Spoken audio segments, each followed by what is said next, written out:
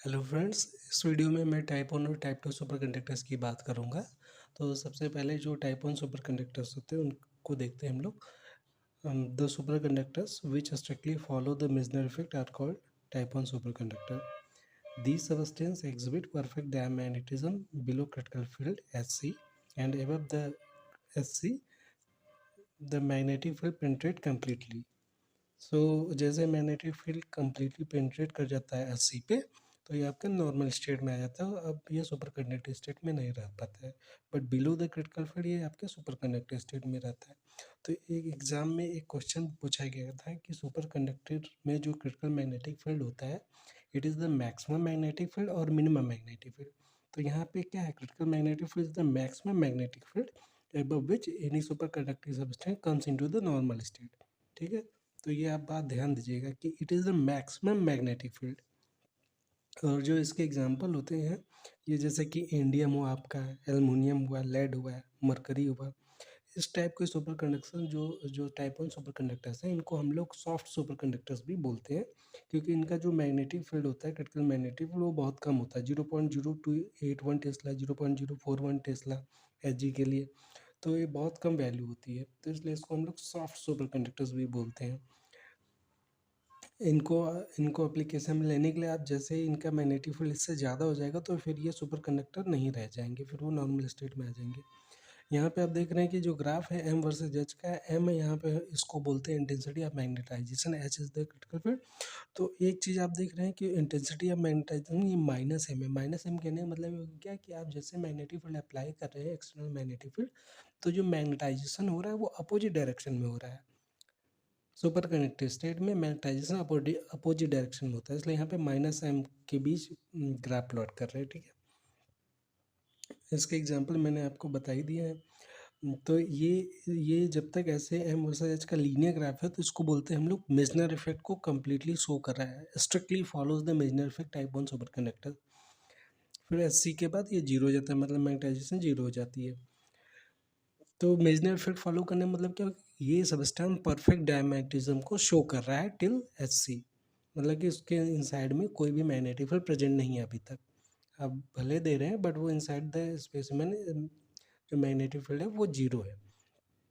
और eight S C पे सारा का सारा मैग्नेटिक फील्ड एब्रप्टली पेंट्रेट कर जाता है उस सुपर कंडक्टिव सबस्टेंस में, और अब वो सुपर कंडक्टिव स्टेट हमारा नॉर्मल स्टेट में आ जाता है। अब बात करते हैं टाइप 2 सुपर। अच्छा, एक चीज़ और है कि ये पूछा जाता है बहुत बार, कोहेरेंस लेंथ और पेनिट्रेशन डेप्थ में कौन ज़्यादा होता है। तो कोहेरेंस लेंथ जो है कि टाइप 1 सुपर कंडक्टर्स के लिए ज़्यादा होता है पेनिट्रेशन डेप्थ की कंपैरिजन में। इसको ऐसे भी पूछा जाता है, lambda by xi is equal to less than 1। Lambda के हमारा पेनिट्रेशन डेप्थ है और जाई के हमारा कोहेरेंस लेंथ है, तो जाई की वैल्यू ज़्यादा हो जाती है पेनिट्रेशन डेप्थ के कंपैरिजन में। ये पूछा जाता है एग्जाम से। अब बात करते हैं हम लोग टाइप 2 सुपर कंडक्टर्स। ठीक है, तो type 2 super conductors do not follow the Meissner effect strictly in such substance two critical field exist. Type 1 में क्या था, एक ही क्रिटिकल फील्ड था, बट टाइप 2 में two critical field, S C one S C two. S C one को बोलते हैं हम लोग lower critical field, S C two को बोलते हैं हायर क्रिटिकल फील्ड।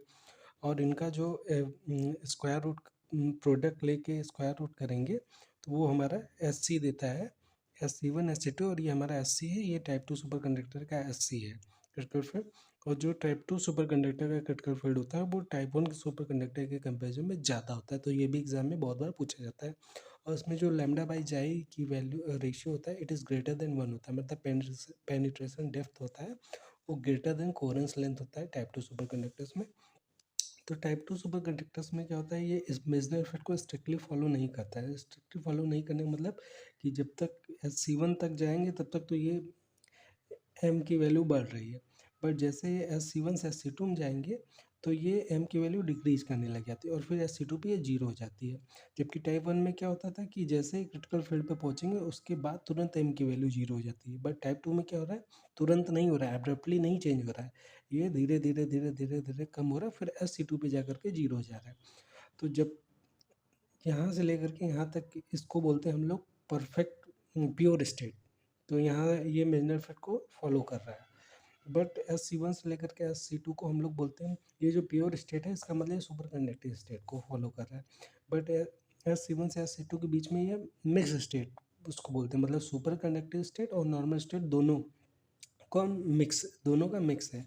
और फिर S C2 से ऊपर ये नॉर्मल स्टेट में आता है। इसके एग्जाम्पल जो होते हैं NBTI, YBCO, BASCO, NB3SN, NB3G।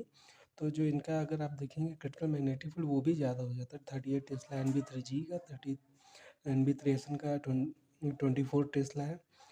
तो अब जो ये मिक्स स्टेट क्यों फॉर्म होते हैं? मिक्स इसलिए फॉर्म होता है क्योंकि जो इसमें वर्टेक्स स्टेट का फॉर्मेशन हो जाता है, वर्टेक्स स्टेट में मैग्नेटिक फील्ड पेनिट्रेट कर जाती है। जैसे जैसे आप C1 से C2 की तरफ साइड जाएंगे तो नंबर ऑफ वर्टेक्स स्टेट बढ़ते जाएंगे, और वर्टेक्स स्टेट बढ़ने पे क्या होता है, उसमें ज़्यादा पेनिट्रेशन होता जाएगा मैग्नेटिक फील्ड का, और एट S C2 पे सारा का सारा मैग्नेटिक फील्ड पेनिट्रेट कर जाएगा और फिर वो नॉर्मल स्टेट में आ जाता है।